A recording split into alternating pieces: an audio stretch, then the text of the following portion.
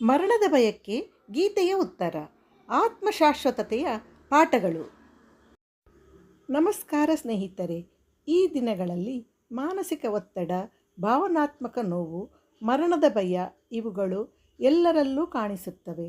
ಆದರೆ ಭಗವದ್ಗೀತೆಯು ನಮಗೆ ಹೇಳುತ್ತದೆ, ಮರಣ ಅಂದರೆ ಅಂತ್ಯವಲ್ಲ, ಆತ್ಮ ಎಂದರೆ ಶಾಶ್ವತ. ಈ ವಿಡಿಯೋದಲ್ಲಿ ಭಗವದ್ಗೀತೆಯ 5 ಶ್ಲೋಕಗಳ ಮೂಲಕ ಆತ್ಮದ ಶಾಶ್ವತ ಸ್ವರೂಪ ಮತ್ತು ಮರಣದ ಭಯದ ಪರಿಹಾರವನ್ನು ತಿಳಿದುಕೊಳ್ಳೋಣ. ಆತ್ಮ ಶಾಶ್ವತ, ಜನನ ಮರಣವಿಲ್ಲ. ಶ್ಲೋಕ: ನ ಜಾಯತೆ ಮ್ರಿಯತೆ ವಾ ಕದಾಚಿತ್. ವಿವರಣೆ: ಆತ್ಮವು ಎಂದಿಗೂ ಜನಿಸುವುದಿಲ್ಲ, ಸಾಯುವುದೂ ಇಲ್ಲ. ಆತ್ಮವು ಅಜರಾಮರ, ನಿತ್ಯ, ಶಾಶ್ವತ, ಶುದ್ಧ. ನಮ್ಮ ದೇಹ ಮಾತ್ರ ಬದಲಾಗುತ್ತದೆ, ಆತ್ಮ ಶಾಶ್ವತವಾಗಿ ಇರುತ್ತದೆ. ಮರಣ ಕೇವಲ ಬದಲಾವಣೆ, ಹಳೆಯ ಬಟ್ಟೆಯಂತೆ ದೇಹ ಬದಲಾವಣೆ. ಶ್ಲೋಕ: ವಾಸಾಂಸಿ ಜೀರ್ಣಾನಿ ಯಥಾ ವಿಹಾಯ ನವನಿ ಗೃಹಣಾತಿ ನರೋಪರಾಣಿ. ವಿವರಣೆ: ಹಳೆಯ ಬಟ್ಟೆಗಳನ್ನು ಬಿಟ್ಟು ಹೊಸದನ್ನು ಧರಿಸುವಂತೆ ಆತ್ಮವು ಹಳೆಯ ದೇಹವನ್ನು ತ್ಯಜಿಸಿ ಹೊಸದನ್ನು ಗ್ರಹಿಸುತ್ತದೆ. ಇದು ಪುನರ್ಜನ್ಮದ ತತ್ವ. ಆತ್ಮ ಯಾವುದೇ ಶರೀರಕ್ಕೆ ಸೀಮಿತವಲ್ಲ. ಆತ್ಮವನ್ನು ನಾಶ ಮಾಡಲಾಗದು.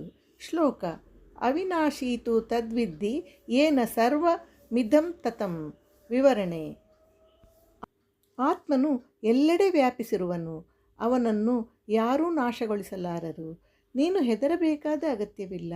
ನಿನ್ನ ಆತ್ಮ ಶುದ್ಧ, ಶಾಶ್ವತ ದೇವತ್ವದಿಂದ ತುಂಬಿರುತ್ತದೆ. ಶರೀರ ನಾಶವಾದರೂ ಆತ್ಮ ಜೀವಂತ. ಶ್ಲೋಕ: ಹನ್ಯತೆ ಹನ್ಯಮಾನೇ ಶರೀರೆ. ವಿವರಣೆ: ದೇಹವನ್ನು ನಾಶ ಮಾಡಿದಾಗಲೂ ಆತ್ಮವನ್ನು ನಾಶಗೊಳಿಸಲಾಗದು. ಮೃತ್ಯುದೇವರು ಕೇವಲ ದೇಹವನ್ನು ತೆಗೆದುಕೊಳ್ಳುತ್ತಾರೆ, ಆತ್ಮವು ಅದನ್ನು ಮೀರಿದೆ. ಆತ್ಮದ ಪ್ರಭಾವ ಬಾಯಿಂದ ಹೇಳಲಾಗದು. ಶ್ಲೋಕ: ಅಚ್ಛೇದ್ಯೋಯಂ ಅದಾಹ್ಯೋಯಂ ಅಕ್ಲೇದ್ಯೋಶೋಷ್ಯ ಏವಚ. ವಿವರಣೆ: ಆತ್ಮನನ್ನು ಕತ್ತರಿಸಲಾಗದು, ಬಗೆಯಲಾಗದು, ಒಣಗಿಸಲಾಗದು. ಆತ್ಮವು ಎಲ್ಲಕ್ಕಿಂತ ಪರಿಶುದ್ಧ. ಆತ್ಮದ ಗುಣಗಳು ದೈವಿಕ. ಯಾವ ಭೌತಿಕ ಶಕ್ತಿಯೂ ಅದನ್ನು ಹಾನಿಗೊಳಿಸಲಾರದು. ಈ ಪಾಠಗಳು ನಮಗೆ ಹೇಳುತ್ತವೆ, ಆತ್ಮವು ಶಾಶ್ವತ, ನಾಶವಾಗುವುದಿಲ್ಲ. ಆದ್ದರಿಂದ ಮರಣದ ಭಯ ಇಲ್ಲದೆ ಧೈರ್ಯದಿಂದ ಬದುಕಬೇಕು. ಆತ್ಮಜ್ಞಾನ ನಮಗೆ ಶಾಂತಿ, ಸಮಾಧಾನ, ನಿರ್ಭಯತೆ ನೀಡುತ್ತದೆ. ಈ ಗೀತೆಯ ಉಪದೇಶಗಳು ನಿಮ್ಮ ಮನಸ್ಸಿಗೆ ಶಾಂತಿ ತಂದಿದೆಯೆಂದು ಭಾವಿಸುತ್ತೇನೆ. ವಿಡಿಯೋ ಇಷ್ಟವಾದರೆ ಲೈಕ್ ಮಾಡಿ, ಕಾಮೆಂಟ್ ಮಾಡಿ, ಯಾವ ಶ್ಲೋಕ ನಿಮಗೆ ಸ್ಪರ್ಶಿಸಿತೆಂದು ತಿಳಿಸಿ. ಇನ್ನಷ್ಟು ಭಗವದ್ಗೀತೆಯ ಪಾಠಗಳಿಗಾಗಿ ನಮ್ಮ ಚಾನಲನ್ನು ಸಬ್ಸ್ಕ್ರೈಬ್ ಮಾಡಿ. ಧನ್ಯವಾದಗಳು.